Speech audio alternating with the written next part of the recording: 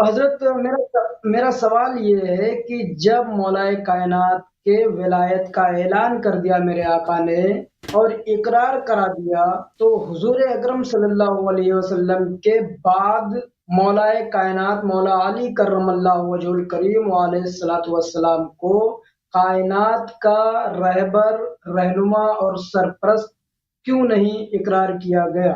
کیوں نہیں انہیں مانا گیا کہ یہ بعد از محمد مصطفیٰ صلی اللہ علیہ وسلم کے ہمارے رہبر اور رہنما ہیں؟ کیوں نہیں مانا گیا بھائی؟ اسی لیے کہ وہ نبی کریم صلی اللہ علیہ وآلہ وسلم جب اپنے بستر میں تھے مرض الموت کے وقت، کہا کہ میں ایسی وصیت لکھنا چاہتا ہوں کہ اگر وہ لکھ دوں تم کبھی گمراہ نہ ہو جاؤ گے، تو انہوں نے لکھنے نہیں دیا.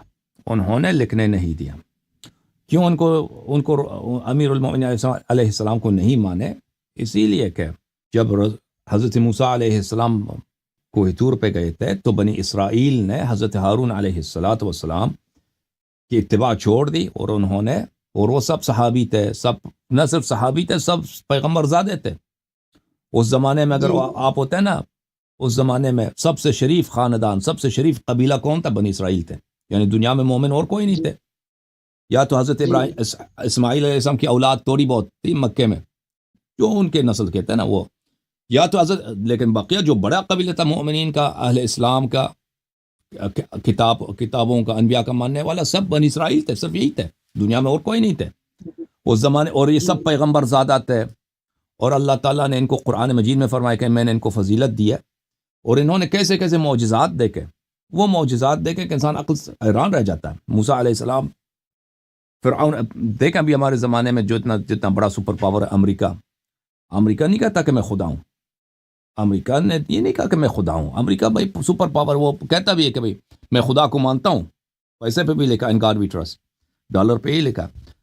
لیکن اس زمانے میں جو سپر پاور تھا سب سے اتنا مغرور، اتنا ظالم، کہ کہتا ہے میں خود رب ہوں آپ کا، میری پوجا کرو، میری پرستش کرو.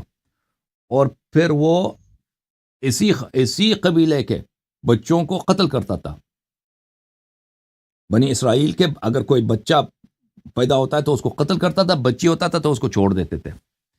تو انہوں نے ایسے معجزات دیکھے کہ اسی فرعون کے سامنے موسیٰ علیہ السلام آئے اکیلے، ان کے ساتھ صرف ان کا بھائی ہے، کچھ بھی نہیں، کوئی بھی نہیں، نہ فوج، کچھ بھی نہیں. موسیٰ علیہ السلام نے ان کو للکارا کہ میں پیغمبر ہوں اللہ کی جانب سے، تو خدا نہیں ہے، تو رب نہیں ہے، وحدہ لا شریک ایک اللہ ہے زمین و آسمان کا. اور پھر اس کو کہا کہ بنی اسرائیل کو چھوڑ دو، ان پہ ظلم کر رہا ہو، ان کو غلام نہ بناؤ، اور میری نبوت کو تسلیم کرو. پھر انہوں نے کہا کہ تو ایک جادوگر ہے، تیرے مقابلے میں ہم جادوگر لاتے ہیں. ان کو شرمندہ کرنے کے لیے جادوگروں کو وہ پیسے دیے، ان کو جا کے لے کے آئے. تو وہ جادوگروں نے کرتب دکھائے. موسیٰ علیہ السلام نے ایک وہ ان کی جو لاٹھی ہے وہ ڈال دیا، وہ اتنا بڑا اللہ کے حکم سے لوگ رہ گئے کہ بھئی ایک لکڑ کا ٹکڑا کیسے ایک زندہ جانور بن جاتا ہے. اور پھر وہ سب جادوگر انہوں نے اسی وقت سجدہ کیا ہے، آمنا برب موسیٰ و ہارون، کہ ہم ایمان لائے، بھائی ہم نے توبہ کیا، یہ جادوگری نہیں ہے، موسیٰ اللہ کے نبی ہیں. فرعون نے کہا کہ میں آپ سب کو پھانسی پہ چڑھا دوں گا، جادوگروں سے کہا. انہوں نے کہا میں پرواہ نہیں ہے، ہمیں پتہ چل گیا یہ دین حق ہے. تو بنی اسرائیل نے یہ سب معجزات دیکھے. بنی اسرائیل نے دیکھا کہ پھر کیسے موسیٰ علیہ السلام نے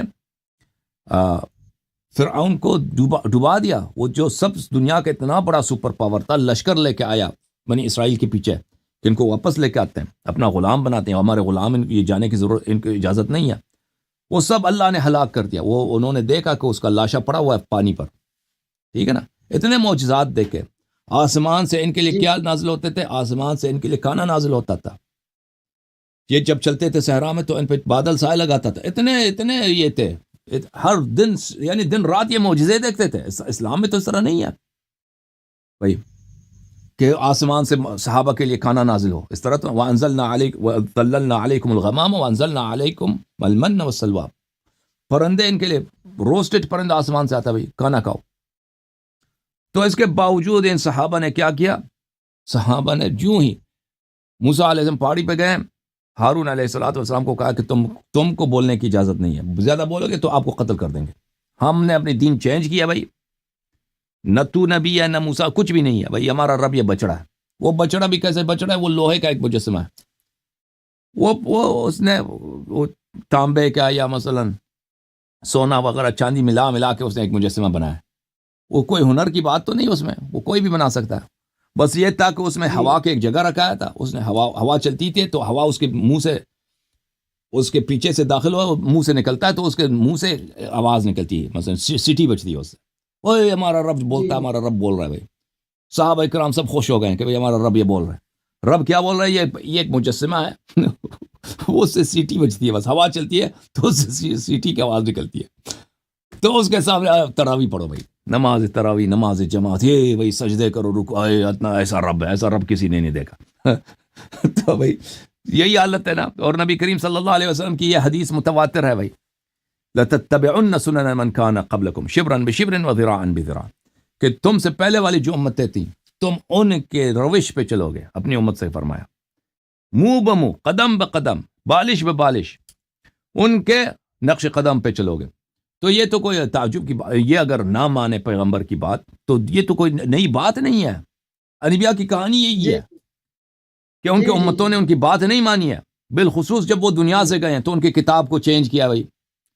سب انبیاء کی یہی بات ہے, ان کی سنت کو چینج کیا, ان کی شریعت کو چینج کیا, ان کے اوصیاء کو قتل کیا بھائی. یہ کوئی نئی بات تو نہیں ہے, یہ ہمیشہ یہ ہوتا رہا ہے بھائی. اگر اس امت میں یہ ہو جائے تو یہ پیغمبر صلی اللہ علیہ وسلم نے تو یہ نہیں کہا تھا کہ تم پرانے امتوں میں جو بات ہوئی ہے وہ تم میں واقع نہیں ہوگی. پیغمبر صلی اللہ علیہ وسلم, یہ بخاری میں ہے, مسلم میں ہے, کہ تم پرانی امت, بخاری ہے کہ تم پرانے امتوں کے نقش قدم پہ چلو گے.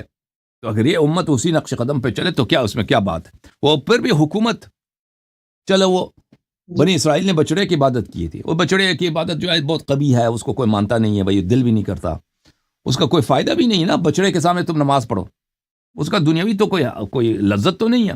لیکن حکومت بھائی, ابھی آپ جو ہے نا, وہ آپ کو بہار کا جو ہے پرائم منسٹر بنا دے, چیف منسٹر بنا دے, یا آپ کو ایم این اے بنایا جائے, آپ کو وزارت خانہ دے, یا آپ کو ایک ڈپارٹمنٹ کا ہیڈ بنایا جائے بھائی, لوگ اس کے لیے کیا کیا نہیں کرتے کہ بھائی کچھ میری پاور بڑھ جائے نا, وہ کیا نہیں کرتے بھائی. اگر عورت ہے تو روزانہ میک اپ کرے گی اپنے باس کے لیے تاکہ مجھے پروموشن ملے. دنیا کے لیے لوگ کرتے ہیں نا.